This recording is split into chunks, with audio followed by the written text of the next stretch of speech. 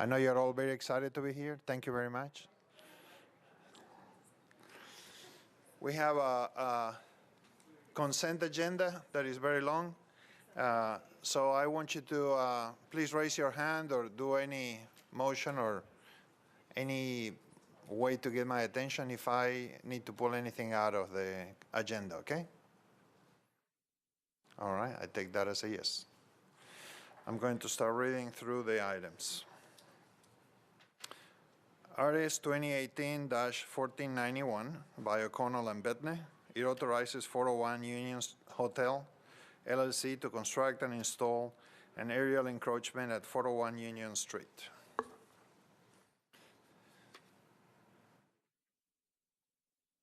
Councilmember O'Connell.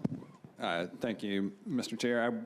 If I didn't miss my window, I would like to pull Bill 2018-1364 from consent, please. 1364.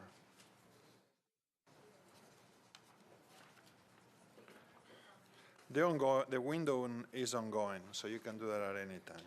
I appreciate your efforts to allow for defenestration at the policy level. Thank you.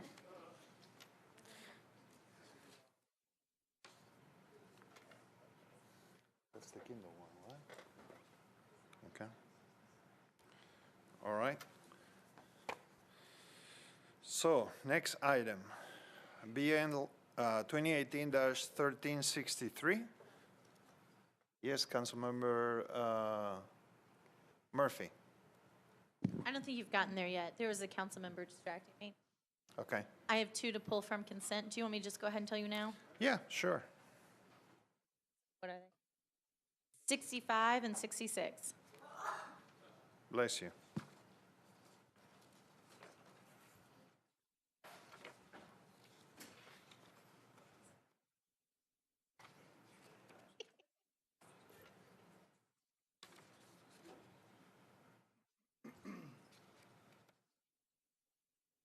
$65, that's, and 66, all right. Councilmember Syracuse. Thank you, Mr. Chair. Yes, please pull 1363 off consent. Thank you. Sure.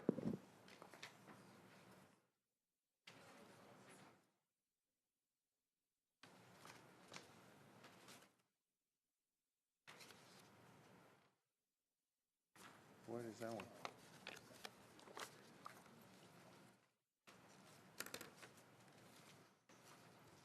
Oh, that's the one I was getting ready to read. Thank you, Councilmember Syracuse. Okay, so next one is BL 2018-1389 by O'Connell and Bedne. It abandons an existing easement rights located at Omohundro Place and number. Next one is BL 2018-1390 by O'Connell and Bedne. It authorizes Metro to abandon existing easement rights located between Division Street and the unnamed alley adjacent to Interstate 40, formerly known as an unnamed alley parallel to 8th Avenue South. They were unnamed and before was unnamed? Okay. Next one. BL 2018-1391, Councilmember Berkeley Allen.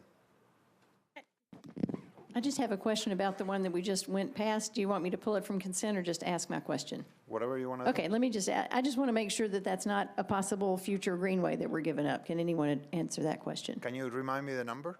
It was the one before 1392. 91? The unnamed alley. Is that unnamed alley whose easement we're giving up? Are we giving up the chance of a future greenway? Okay, hold on a second. That was 1390. You want to pull it out? Yes. Okay, we're going to pull that one Thank out. Thank you, Councilmember.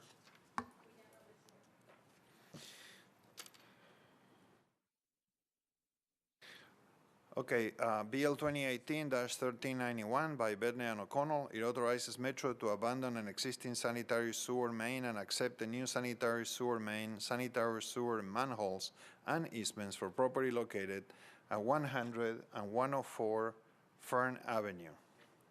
Next one, BL 2018-1392 by Bedne, O'Connell, and Kendall. It abandons a portion of alley number 940 right of way. Next one is BL 2018-1309 by Councilmember Murphy. It changes 1.92 acres from IR to SP zoning for the property located at 405 40th Avenue North to permit a non-residential development. Next one, BL 2018-1345 by O'Connell. It changes 0.15 acres from IR to MUNA zoning for property located at 1328 3rd Avenue North. Next one is BL 2018-1347 by Councilmember Scott Davis. We have a letter to approve. It changes 0.17 acres from RS5 to R6A zoning for the property located at 114 Lucille Street. Next one, BL 2018-1348 by Councilmember Roberts. It changes 0.19 acres from R8 to SP zoning for the property located at 6022 Robertson Road to permit a one single-family residential unit and one detached accessory dwelling unit. BL 1349 by Councilmember Van Ruiz. And I don't see a letter.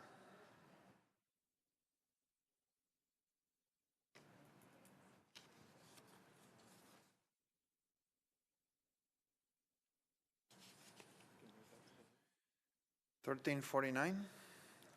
I'm going to move it to the Hill.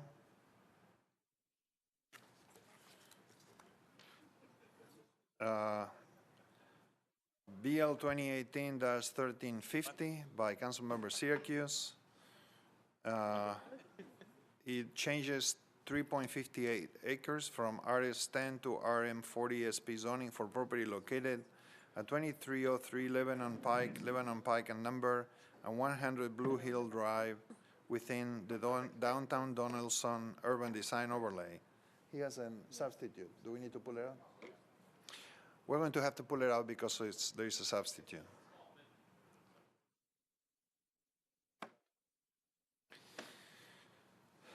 BL 2018-1359 by Councilmember Mendez. It changes 1 acre from R20 to IWD zoning for a property located at 2775 Couchville Pike. And we have a letter to approve, and the council member is here. All right.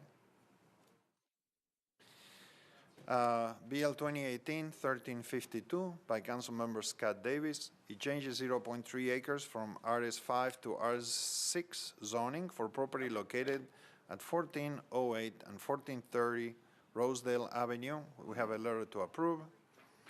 BL 2018-1353 by Councilmember Sledge. It changes 2003 acres from IWD to SP zoning for a property located at 1700 4th Avenue South to permit 130 multifamily residential units.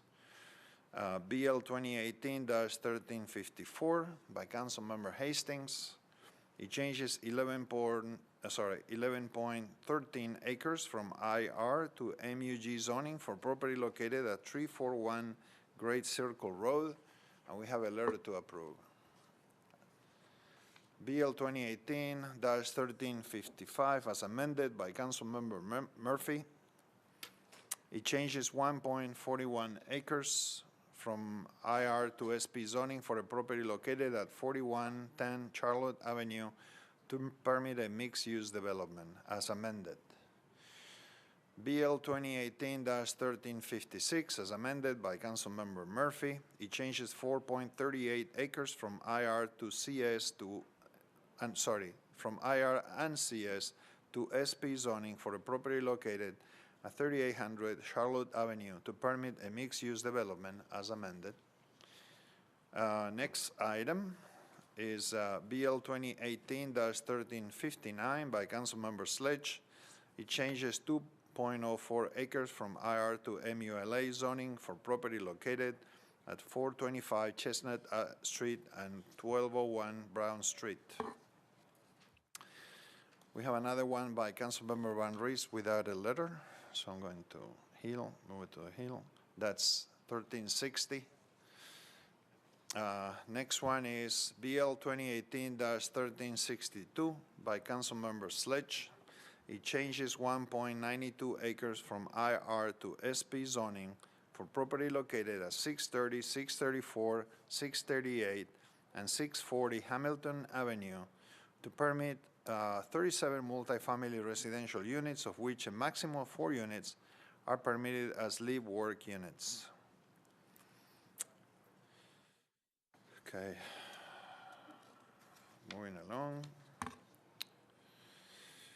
BL 2018-1367 by Councilmember Primor. We have a letter to approve. It changes 3.36 acres from RS 7.5 to SP zoning for property located at Palmer Avenue and number 1207 Pierce Road and Pierce Road and number, and at the northeast corner of Lawrence Avenue and Palmer Avenue to permit 28 multifamily residential units.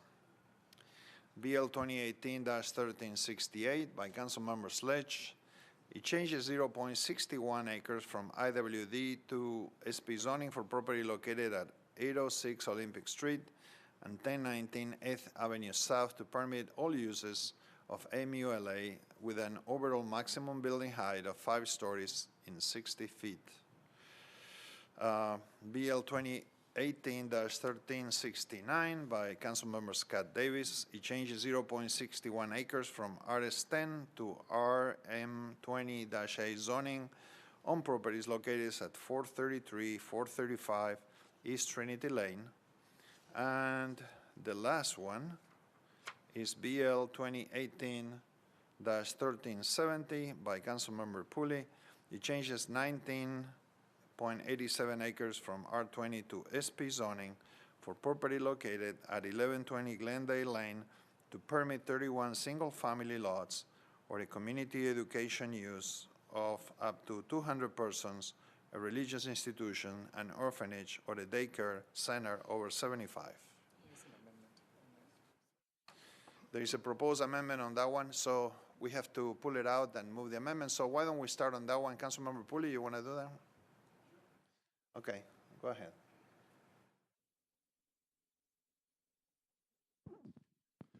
What would you like to hear? You want me to? I would be delighted if you will move the amendment. Oh, am I allowed to do that? What'd you say? Am I allowed to do that? I'm not on the committee. Yeah. I would encourage you to vote for the amendment, and I can explain the amendment a little bit.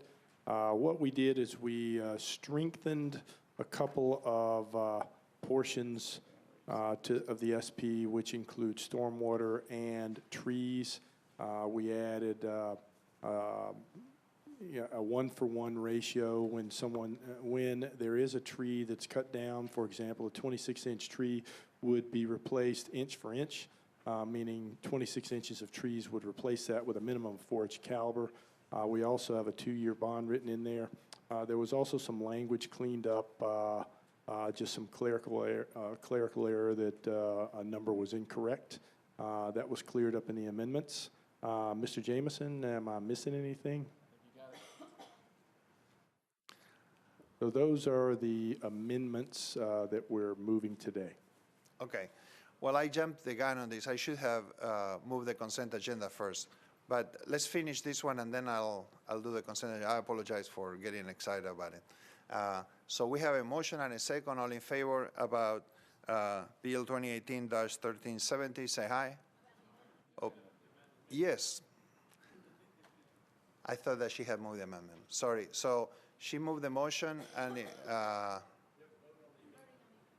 yes, all in favor of the amendment, say aye.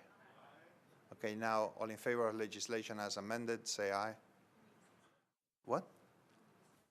Okay, let me turn them. I cannot hear you. I was going to ask if we could have some discussion. Oh, yeah. Let's see. So I had, as usual, I had some emails this afternoon, and would just appreciate hearing from the council member about this proposed drawing that is on our desk, and if you have any comments on that. And Yeah, sure. Let me tell you how this proposed drawing came to be. There are a group of 5 individuals who formed a group to oppose the SP, and I'm still not really clear why. One of them, I'm not saying anything negative about the people. They're nice people. I just don't understand what their agenda is behind this. One of them has a brother whose name is Ben Page, and I heard about him from her probably a little more than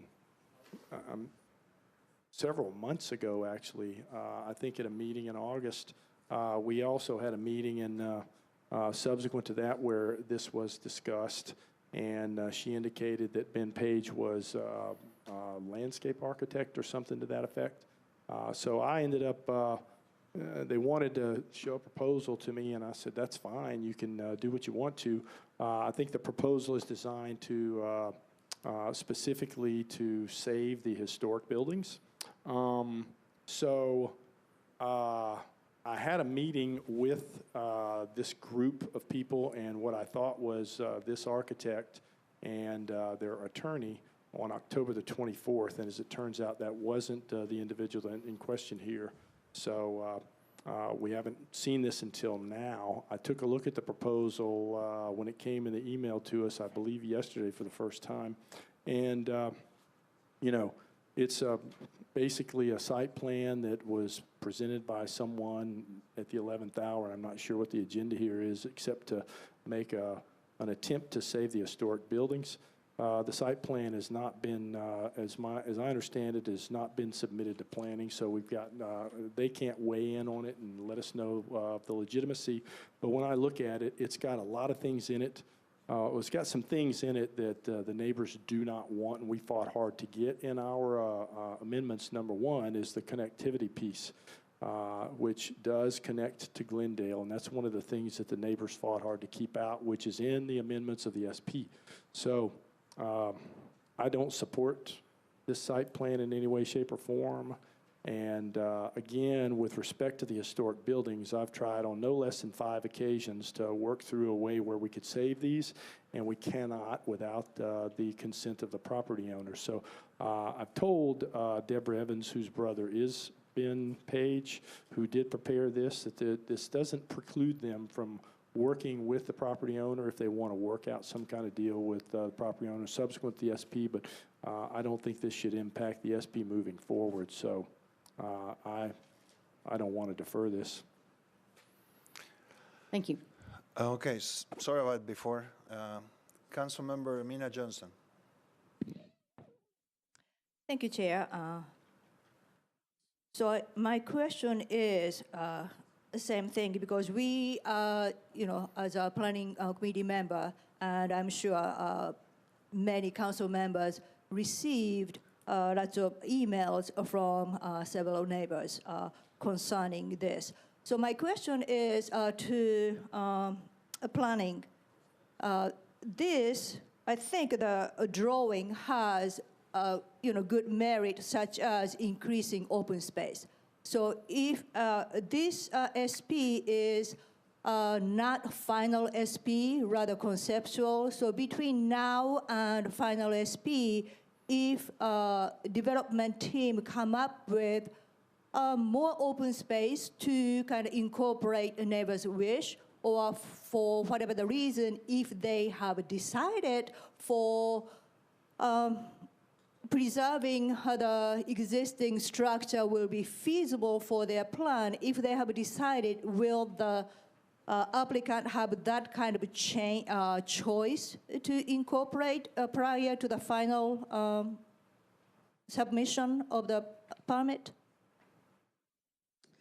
So, excuse me, a preliminary SP, as approved, would be the guiding document for the zoning on that property.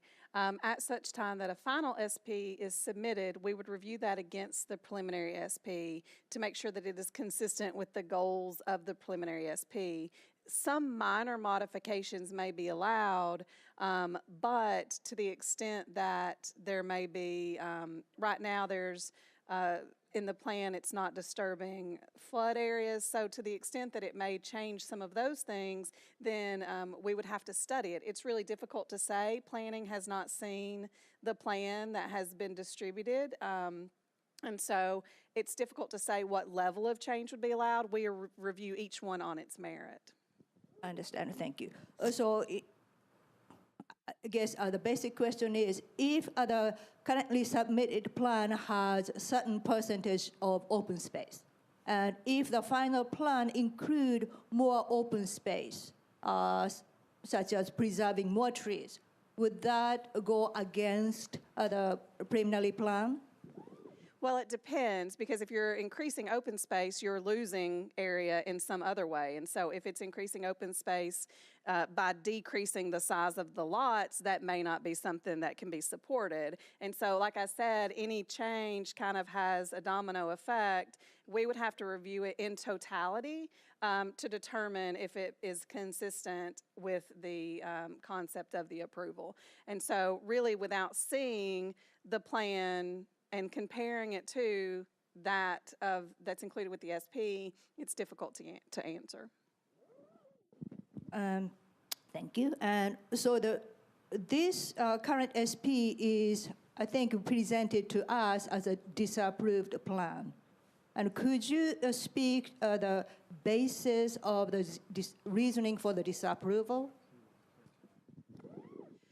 The Planning Commission did recommend disapproval. Their primary concern was they had a concern about the effort that was made to preserve the historic structures. That was the primary concern. So this may be the question to our legal counsel, or maybe a planning can weigh in as well.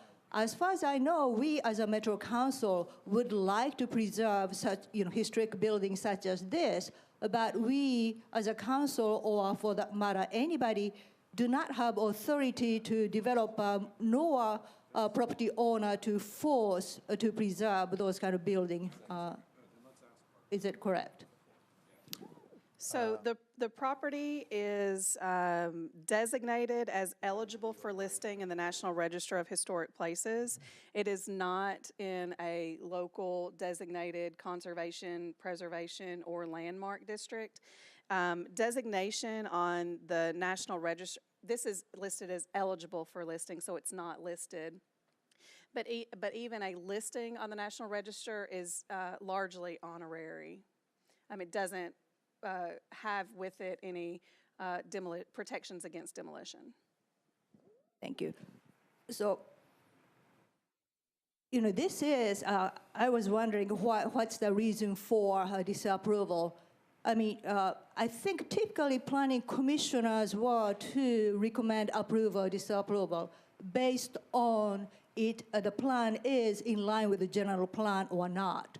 So based on historical structure, to disapprove based on historical structure is rather kind of outside of scope, don't you say? And as a planning staff, what was the planning staff's recommendation to planning commissioners? The planning staff recommended approval with conditions and disapproval without all conditions of the plan to the Planning Commission. The Planning Commission, I was just reading back through the report, there was a sense that an effort should be made to evaluate the historic structures to determine if they could be reused and incorporated. That was from the Planning Commission. Right. In this SP, I think, doesn't it reserve if the structure is preservable? Does this SP has that kind of flexibility, or does it have to be a 30-something unit, or rather lot? Well, the SP includes two options. One option would be use of, or as a religious daycare orphanage. There's some institutional uses that are permitted, or the development of 31 single-family lots. The proposal that they have shown now is the development of 31 single-family lots. And this development of the 31 single-family lots does not include maintenance of any of the existing buildings. Thank you. So up till I hear, Council Member Pulley's reasoning for supporting this SP, and up till I hear all the reasoning, I was rather leaning towards Planning Commissioner's recommendation. However, after I hear Councilmember Pooley's reasoning, preserving stormwater and preserving trees, and now, a reference to connectivity, I am more in line to support Councilmember Pooley's on this against Planning Commissioner's recommendation. All right, thank you. Councilmember Hager. Can I ask, I know we got this late, but can I ask the sponsor if this plan was submitted to the developers yet for their review? Yes, sir. All right, and what was their response to it? I don't know that they've really had a chance to respond. I sent it to them yesterday, so that's when I received it. And what is the plans for the historical building, that the way they've got it right now is to be tore down, is that correct? Yes, sir. All right. Is there any way with Planning Commission, if they decided there was a way to keep the historical building here on the property, could they do that within the confines of the SP? Again, I think that we would have to see the plan to determine what impact it makes on road alignment, on lot sizes, on stormwater, trees, without having an actual plan in front of us to indicate how that would work. I think it's difficult for us to speak to that. Okay, so if they decided to keep the historical building, would they have to come back and amend the SP or not? There is allowance for this SP that if someone said that they wanted to reuse the SP for one of the, or reuse the building for one of the institutional uses, Right. then that would just be a final site plan because those uses are included in the caption as being permitted. So that would be an option, correct? That would be an option. Okay. But if you reuse for an institutional use, there's no single family. So it's an either or. It's either you do an institutional use or you do 31 units. Okay, It's so- an either or situation. What if they decided to keep the historical building and use it for something as, say, a daycare or some type of educational use? It could only be the uses that are listed in the bill, which are a community education use with up to 200 persons, a religious institution, an orphanage, or a daycare center. So it would either be 31 single-family lots or one of those institutional uses. So It that's what, Can be both? it can't be both per what's in this SP. Okay, so if somebody wanted to use it for that, then the single-family lots would be out. Yes, it's a either or, 31 or an Is there, institutional is use. there a way to amend that where you could have both?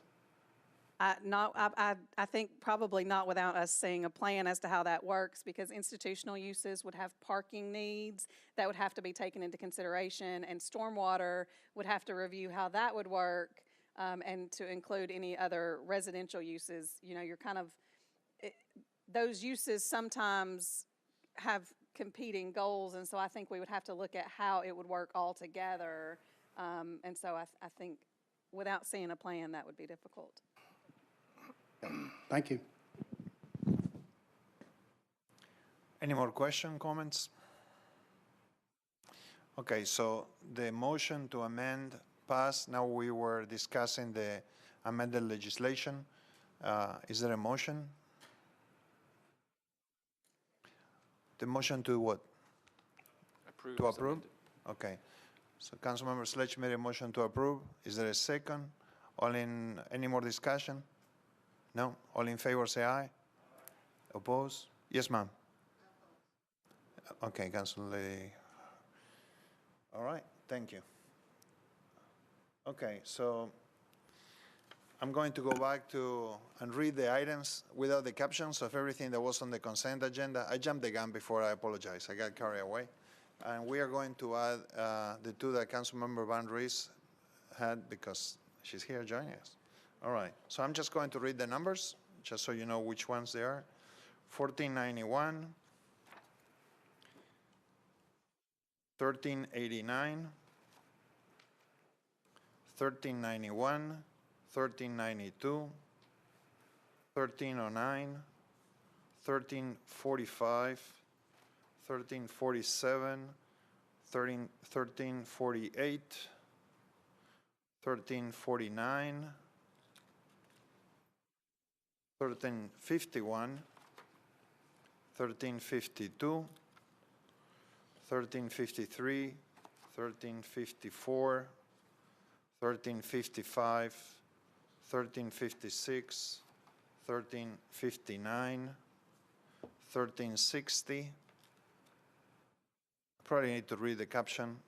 It changes 0.78 acres from RS10 to RM9A, zoning for a property located at 206 Ben Allen Road. 1362, 1367, 1368, 1369. Those are the items on the consent agenda. Do I have a motion? There is a motion, a second. All in favor say aye. Oppose? All right, thank you. So I'm going to go through the items that were pulled. The first one is BL 2018-1363 by Hueso and Glover. There is an amendment proposed, and there is a letter to approve. Somebody requested that we pull that one out. Who was that? All right, I'm going to read the caption. It changes 5.15 acres from RS10 to SP zoning for property located at 940, 944 Curry Road and number 530 feet northwest of Vincent Drive to permit a 24-family residential unit. Councilmember Syracuse. Thank you, Mr. Chair. As the 13th District borders the 15th, I do sometimes get phone calls from folks who are involved in certain bills such as this one. I'm uncomfortable moving this forward as I've heard from the constituents of the 13th District that are in direct proximity and right in this proposed development, they haven't had sufficient representation on a community meeting. And I don't think that's fair. And I think that this should be deferred until Council Lady Hueso can have a community meeting with her constituents to address the issues. So I would ask to move for a deferral. One meeting, two meetings? How many meetings? One meeting? Okay. So It's probably fair to for two meetings, putting together a community meeting.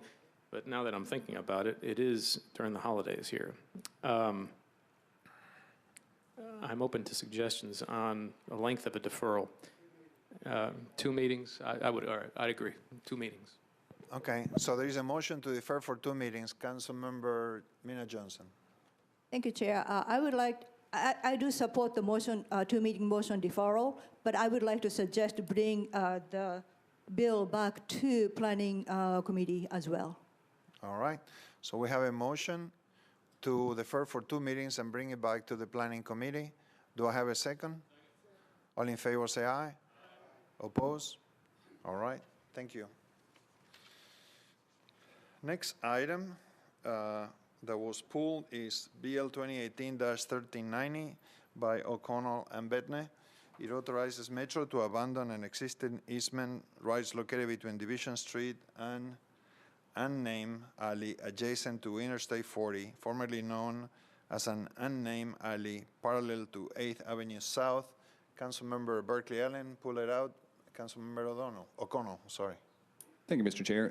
I heard Council Lady Allen's question about the Greenway concern. We're only on second reading on this bill. I am happy to ask the Greenways Division of Parks about this. I think looking at the map, it's hard for me to determine whether this would actually be realistic Greenway territory, but I'm happy to ask Greenways if they have any kind of design themselves for this or concerns, and we can consider on third if we need to, if that would satisfy Council Lady Allen. Thank you.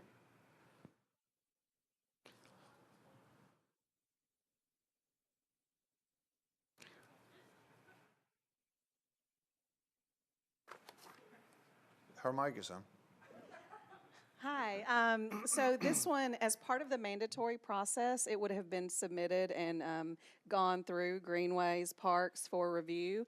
So this is a former alley where the right-of-way has already been abandoned, and so it's just getting rid of the easements that were in that former right-of-way. It doesn't provide a connectivity to the edges of the property in regards to any sort of larger connectivity goals. Got it. So Parks staff already took a look at this and. That would have been Okay. distributed to Parks, Greenways, everyone through that So mandatory process. even so, I'm happy to refer this to Parks for specific comment if Council Lady Allen would like, but if, I'm personally satisfied by the update from planning. All right, do I have a motion? I have a motion and a second. All in favor say aye. Oppose? Motion passes. All right, let's see the next item.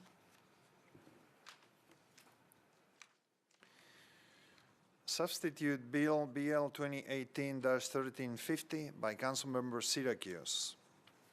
It changes 3.58 acres from RS10 to RM40 SP zoning for property located at 2303 Lebanon Pike and number, and 100 Blue Hill Drive within the downtown Donaldson urban design overlay. Councilmember Syracuse. Thank you, Mr. Chair. I guess this, Mike, are we classifying this as a substitute? I thought it was just an amendment. It's just an amendment. It's okay. So I have it's a very minor amendment that I'd like to move. All right. Thank you. Briefly, this is really just clarifying the relationship between Public Works and TDOT. The good news is that TDOT's permission to do the signal is not required. So we're really changing just a few different words to say that Public Works can proceed. So that's a good thing. So I'll offer the amendment. Thank you. All right, so we have a motion to amend the legislation. All, do I have a second? All in favor say aye. Oppose? And now you're going to move the. Thank you, Chair. Yes, I'll move it as amended. We have a motion and a second. All in favor? Oppose? It passes. Thank you, Council Member. All right, moving along. I think that's it. Oh, there's one more here. BL 2018-1364 by Councilmember Kindle. It changes 0.68 acres from SPR to RM20A zoning for property located at 2805, 2807, 2809, and 2811 Delaware Avenue. I don't know who asked me to pull this out. There is a letter to approve.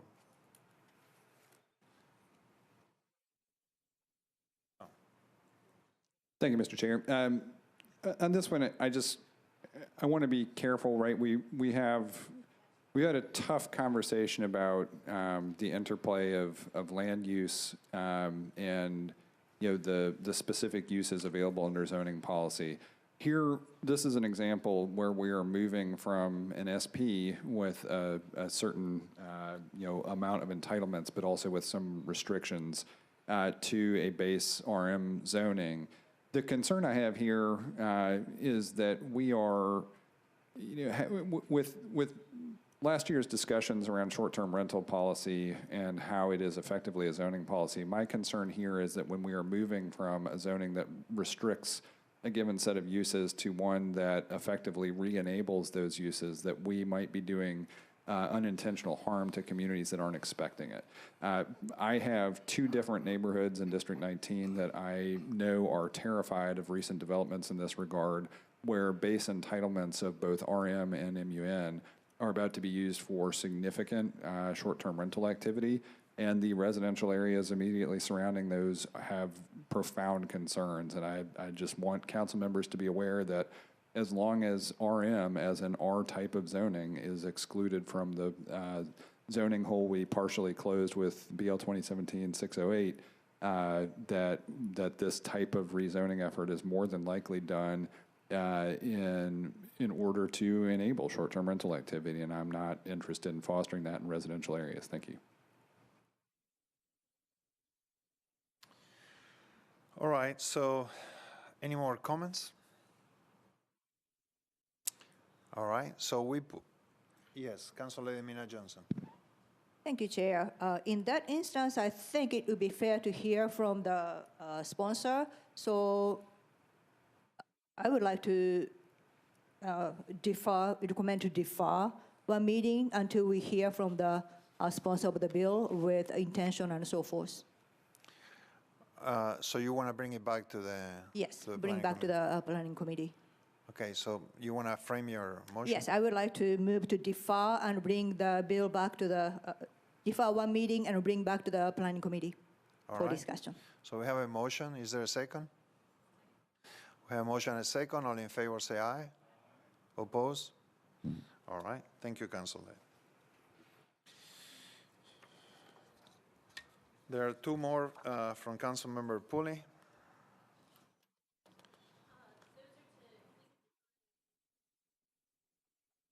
Can you get on the microphone?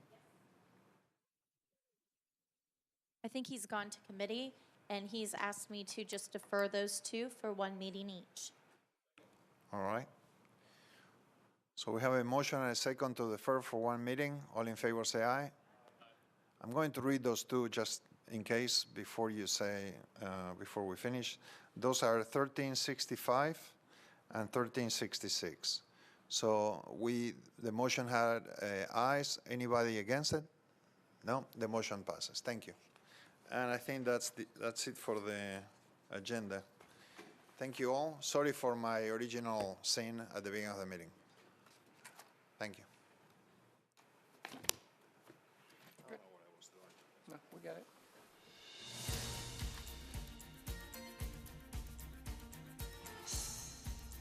This has been a service of the Metro Nashville Network. If you would like to see this presentation again, or for more information about this and other programs, visit nashville.org.